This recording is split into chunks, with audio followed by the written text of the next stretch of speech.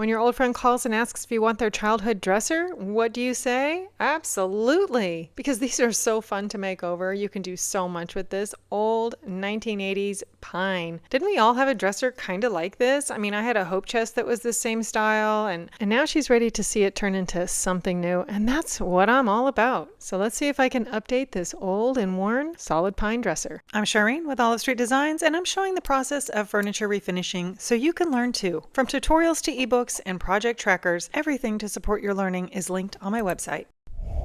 Step 1 is hardware removal. I'm going to show you actually 10 easy steps to completely make over an old dresser. So you'll see this is step 1. I need to get this old hardware off of here. And I know some people are going to look at this and say, oh, that was so pretty, but that is just not my jam. So it's coming off, but look underneath how dirty it is. It's funny that sometimes I find spider webs and all kinds of stuff under there, but I was ready to get that off, so now it's time to clean. And I know this may sound counterintuitive to go, let's clean before we make it all dirty again, but this is a super important step, and I'll tell you, as someone who has refinished hundreds of pieces, I never skip this step.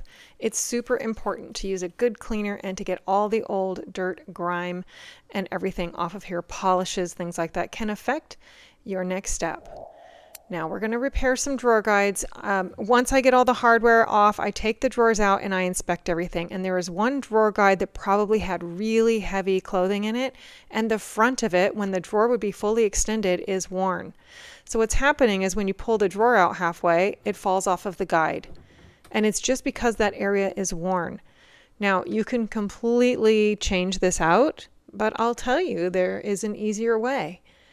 When you take the guide out, only this little section is worn, and if that section were in the back, it wouldn't matter. So let's reuse what we already have and make this work. I do have to make some modifications to this guide because part of it is set up to be turned the other direction, which means I need to cut this end to match. And lo and behold, a paint stick is the exact same depth and width of this guide of the part that I need. So I marked everything out and I just have a little oscillating tool and I'm making some cuts. So I'm just going to do this in little steps because that tool is not going to make that whole cut. And I'm just kind of doing it in little sections. But I get that all off of there. It's a little rough right now. I'm going to sand it down. But look at my paint stick. It fits right on the other end where I need to shim that up so that that little section that was cut out will be flush. So I cut off a section of my paint stick, I glue it on, and now I'm going to reinstall it. I've just flipped it around. So the cutout section, I tried it in there, it fits perfect, so now I got that sanded down smooth, and now this turned around drawer guide is going to be like new, because when the drawer's fully pushed in, it doesn't need the support of that part of the guide.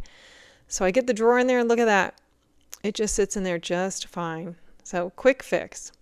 All right, let's modify the base. So my girlfriend, when she dropped this off, she's like, I'd love to see you cut the base off. I think it was just something, she's like, I know you do this. I know these things bother you. So let's get it all modified. But the first thing I need to do is a quick repair.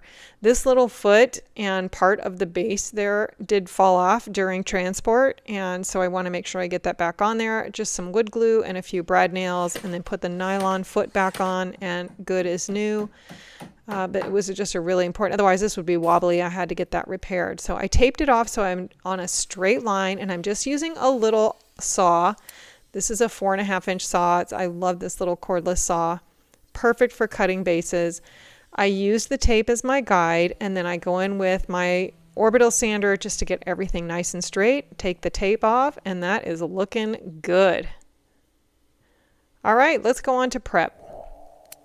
One of the most important steps is to scuff sand everything. Now we've cleaned it really well, and now I need to scuff sand it. And the reason why it gets scuff sanded everywhere is just to give this shiny surface a little rough texture, to have the paint and primer something to hold onto. I call it, it gives it some bite. So sanding everything is important. I have my surf prep here. I have the discount code if you want to use that, Olive ST. And the surf prep with an interface pad is great for all the round areas. Now I'm going to be changing out the hardware because, you know, I didn't like that old hardware, but it has an odd spacing, so I cannot reuse the hardware holes. And I'm just trying to figure out what combo I'm going to use here. Are there knobs everywhere or pulls everywhere? So it's time for some Bondo. And I'm adding this cream hardener to the paste, and that makes the chemicals start talking to each other and get hard. So that is the process of an epoxy style filler. And I like to use Bondo for this because it's really hard and it doesn't shrink up. And I push the Bondo down into the holes, then I leave a little extra on top just so I have something to sand down smooth. I get that all on there, and then I notice that one part of the trim is actually a little mobile, so I don't want that moving around. So I inject some glue underneath, squish it to make sure I have enough glue in there, and if you press on it and glue comes out, you've got enough glue in there. And a couple of clamps on there, just let that set up for a little bit. And while those are setting up, I'm going to go ahead and start sanding now. That only took about 20 minutes for the Bondo to harden, and I'm just getting everything sanded down smooth. I'm switching to my interface pad so that I can do all these round trim areas.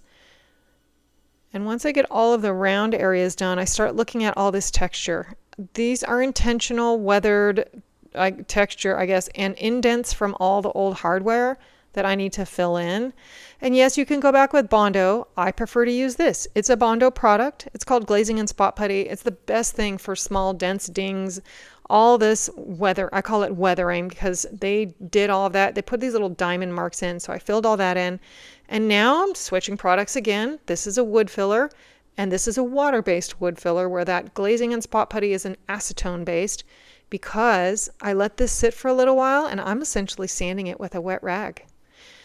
If you use wood filler and you've got to wait a long time for it to dry, and then you go back and sand it all, and around these edges and things, it's such a pain to sand. But if you use a damp rag, you can just wipe it off. Now, your rag can't be too wet or you take it all off, but I'm just filling in some seams, so I could go ahead and get that sanded right back off. All right, we've got everything filled in. It's time to drill some new holes. And again, I'm just setting out my poles that I've decided to use and figuring out how far from the edge I wanted them. I got my jig set up, and the jig is too wobbly, so I'm going to shim the end of that so that it stays nice and stable, so that my spacing and everything is correct. If that leans down in the drawer, the spacing will change. So I put that shim under there and then drill my holes. I got them all drilled, and let's get this ready to paint. Cleaning everything one more time, get it all assembled, and I know it looks awful, but it's going to be pretty. So I'm going to be setting up this small tent, painting in my garage right now, and I get that in there and it just barely fits. Like, it's too tall. I'm not even going to be able to get the sprayer over it, so I've got to take it off the dollies. I don't like to set it completely on the floor, but I did put it on a 2x4, just a little scrap there. But it gave me an extra 3 inches or so, and that will give me the room for the sprayer. All right, let's get the primer, paint, and top coat going. Of course, I never skip primer. Primer is going to cover all those blemishes and provide some good adhesion for our paint. And look at that coverage. That is a nice solid surface now. After everything dries, I always sand it smooth, and then I'm going to wipe it down with another just barely damp rag to get all the dust off. And here we go. Time for a little color. Now, it's a little hard to see, but this is a really beautiful sagey green. I haven't painted in a sage green in a long time. You can see the color a little better here, and I just thought how pretty it would be. Plus, paying a little homage to that tree on the Maker's Mark. I never could figure out what it was, but I thought there's a tree on there, so it had to be green, and I just decided to go ahead and paint it this beautiful sage green. And now you can tell in the second coat it was looking much better. Time to dial back my sprayer because I want a little less flow for top coat. Top coat goes on too thick if you do it on your regular setting, so I always dial those back, and I did several coats of top coat. So pretty. And after that had a chance to dry, time to move it out of the tent, get everything broken down, because we are almost done. Going to install my hardware. It just matched so pretty with that green. And the jig just assures that my spacing is correct. And I did do a combo of pulls and knobs. And if you're interested in learning about furniture refinishing, be sure to check out my learning library on my website. And the Beginner's Guide is probably the best book to start with. But let's look back at where this started. And here it is now. Just beautiful. I think this is so just simply modern. Now, this could be for a nursery room. This could be for an adult. It really is so versatile. I think this color just goes with so many different things. I hope you like it.